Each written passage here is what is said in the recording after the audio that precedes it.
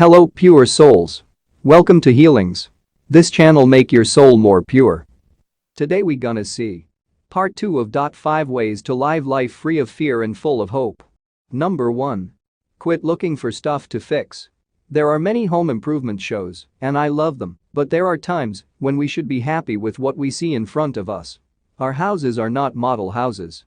We live in them. They will, at times, be untidy and look lived in. Relax if something needs to be fixed. Trust that you will get to it. But for now, just enjoy. Number 2. Don't sweat the small stuff. When we go through tough times, we adopt survival patterns that work for the rough times but are not necessarily right for everyday living. We may have decided to worry about the small things so they don't get away from us. It takes the joy out of life.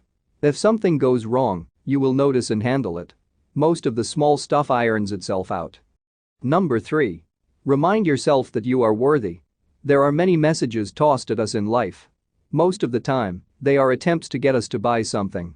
We are told we are not thin enough, smart enough, educated enough, or cool enough. Here is a new take on these things. You are enough. You are enough, no matter what you weigh. You are enough, no matter what your IQ is. You are enough if you decide that you are. These things are up to you, not anyone else. Know that you, as you are worthy of love, happiness, and all the good things in life. Take a look at this guide and know your own worth, how to raise your self-worth and trust yourself more. Number 4. No matter what is bugging you, you can always do something about it. Looking at your situation right now, it may look pretty bleak. But no matter what is happening in your life, there is always something that you can do about it. If there is something bugging you, sit down and figure out some things you can do about it and then go and do them. Number 5. Hang out with positive people.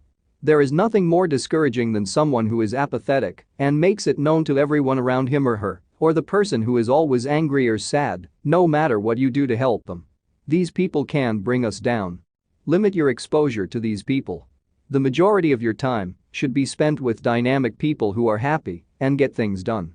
People who find ways of handling things in life are the people who feed you positive energy.